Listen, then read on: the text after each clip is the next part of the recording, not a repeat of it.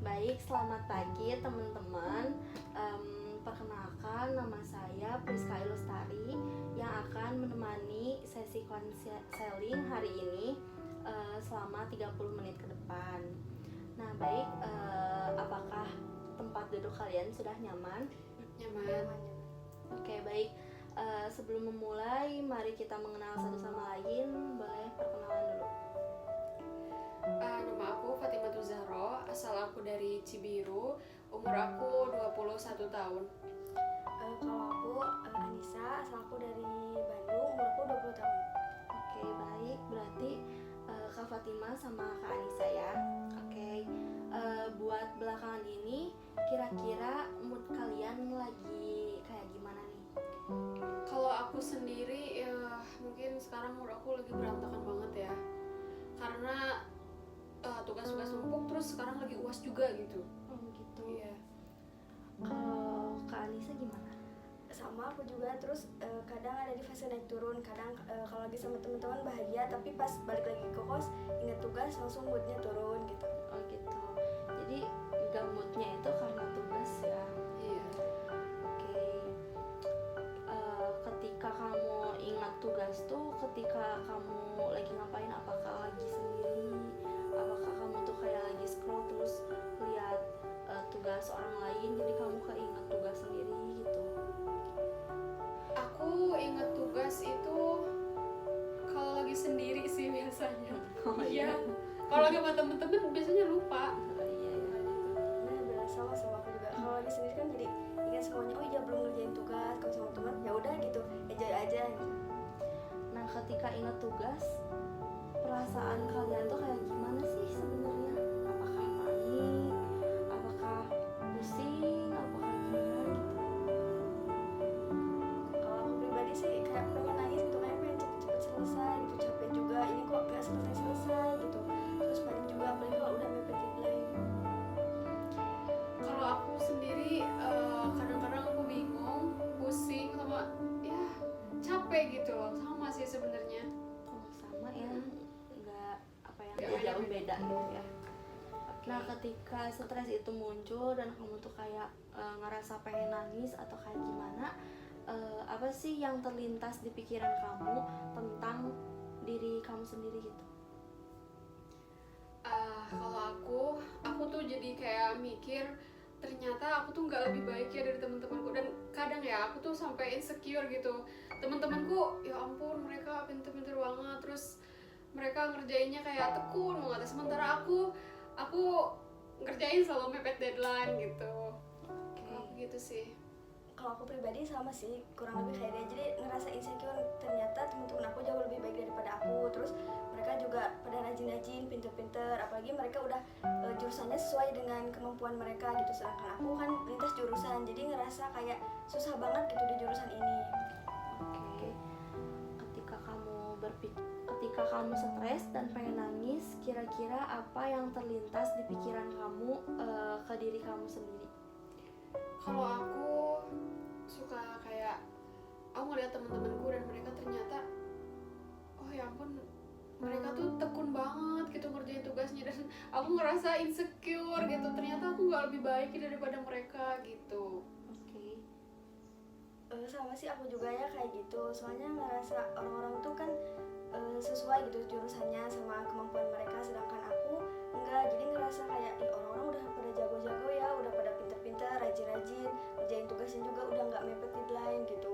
Jadi kayak ngerasa aduh harusnya aku nggak kayak gini, aku harusnya bisa lebih baik dari mereka gitu. Oke. Ketika kamu ngerasa kayak gitu, kira-kira ada nggak sih tuntutan itu sendiri dan semua hal tuh harus berjalan mulus dan harus sesuai kemauan kamu sendiri? Aku ada tuntutan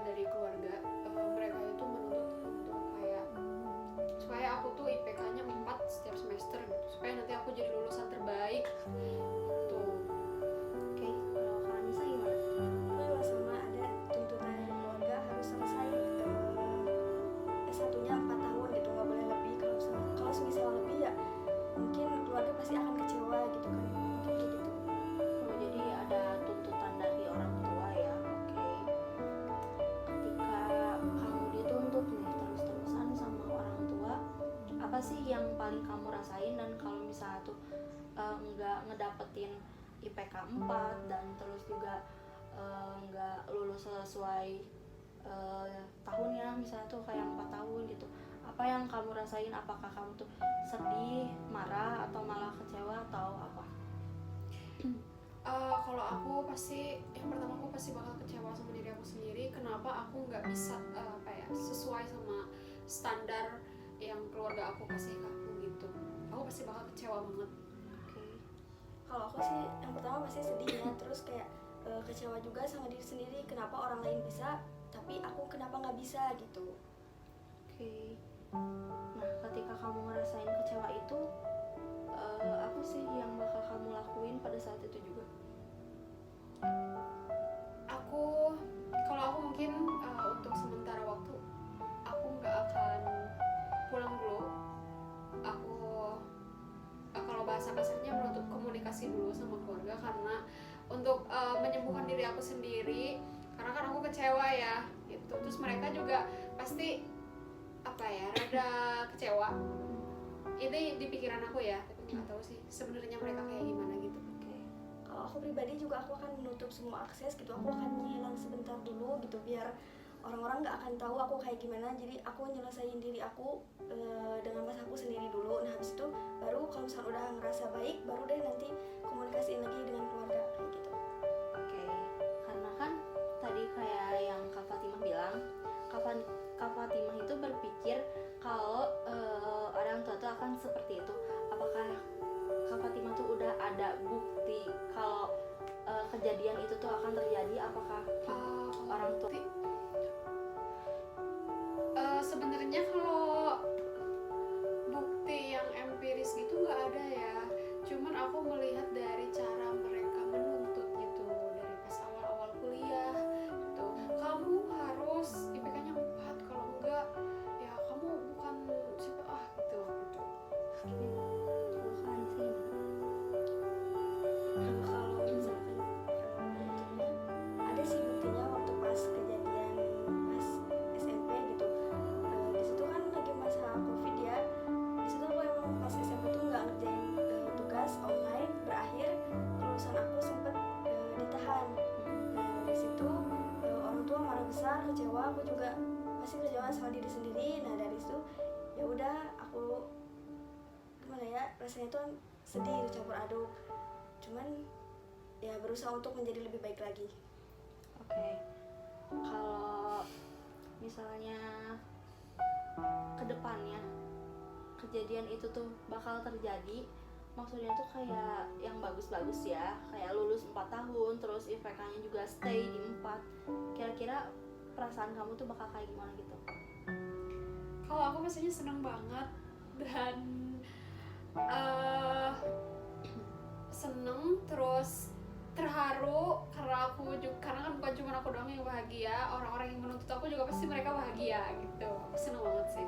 Oke. Kalau aku juga sama sih, pasti senang, terus bangga juga sama diri sendiri. Ternyata sejauh ini aku bisa ngelakuin semua ini dengan baik gitu. Oke. Nah, kalau kejadian itu nggak sesuai, kira-kira apa sih yang mau kalian omongin ke diri kalian sendiri? Kalau nggak sesuai, Ya. Fatimah, ini ya aku ke diri aku sendiri. Kamu udah ngelakuin kamu udah berusaha menjadi yang terbaik. Jadi kamu jangan putus asa, tetap berjuang. Kamu gak harus sempurna untuk maju terus gitu. Kalau aku mungkin berusaha untuk menyemangati diri sendiri gitu, kayak sering ngasih self reward, terus kayak berusaha meyakinin bahwa di luar sana mungkin masih ada yang sama sepertiku, namun bisa gitu berhasil. Jadi aku juga harus sama seperti mereka, meskipun emang kan nggak semua jalan itu mulus, pasti ada struggle-nya, tapi kan mereka juga bisa, berarti aku juga harus bisa. Oke. Nah,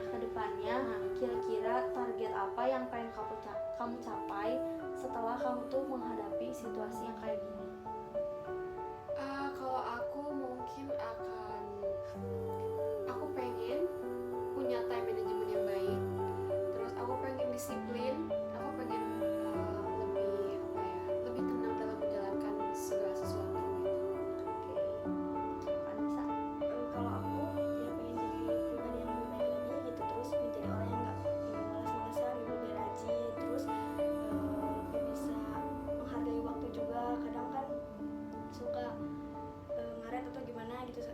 Terus selain itu pengen ngewujudin wishlist aku sih.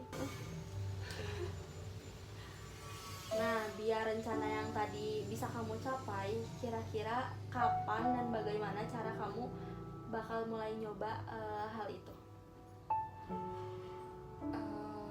Kapannya mungkin nanti ya setelah kan sekarang lagi stres karena UAS dan itu stres banget. Mungkin setelah aku selesai dari stres ini, aku pengennya mulai gitu, Mulai menjalani hal-hal yang baru gitu. mulai menjalani hal-hal yang baru. Dan untuk bagaimana caranya, mungkin aku akan cari tahu dulu. Kan aku punya satu target nih, aku pengen bisa coding. Misalkan aku bakal cari tahu dulu platform atau mungkin course les gitu. Terus aku bakal cari komunitas coding juga gitu. Aku juga sama, mungkin setelah UAS, setelah fase-fase stres ini berakhir gitu, terus dari situ udah kembali lagi ke fase semula, kayak fase sembuh. Nah baru dari situ ya udah berusaha menjadi lebih baik lagi gitu.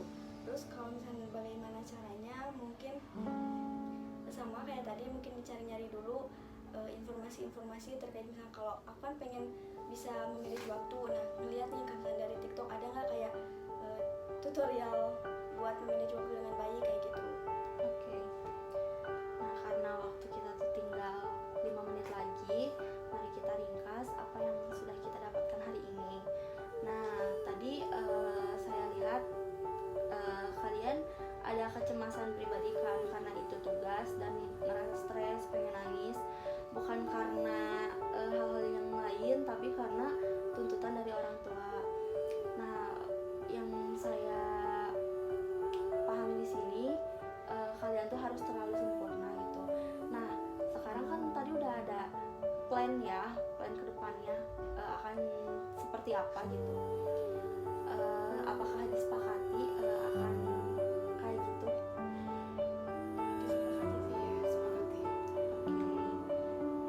Nah, di sini setelah kita bercerita di sisi ini, bagaimana perasaan kalian setelah datang ke sini dan sebelum datang ke sini? Kalau sebelum datang ke sini, aku rada mumet, tapi sekarang setelah tercurahkan semuanya jadi lebih lega gitu. Aku juga sama, awalnya kayak ngerasa berat, terus kayak ngerasa bingung nih mau curhat ke siapa gitu kan. Kalau ke orang tua nggak mungkin, ke teman juga pasti teman juga punya masalah masing-masing kan, jadi nggak enak. Jadi pas setelah datang ke sini terus cerita konseling, ngerasa lebih lega, ngerasa jauh lebih, oh iya ternyata aku udah berusaha menjadi lebih baik gitu. Oke. Untuk sesi terakhir mungkin ini penutupan dari saya. Saya sangat menghargai banget kalian udah mau cerita sama saya, dan jangan berpikiran hal-hal yang negatif untuk mendorong kalian tuh menjadi kayak harus kayak gini, harus kayak itu.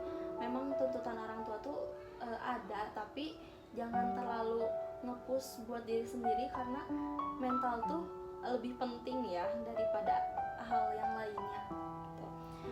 Terima kasih, mohon maaf jika saya ada salah-salah kata. Sesi konseling kita tutup pagi ini. Terima kasih. Ya, Terima kasih sama-sama. kembali. Udah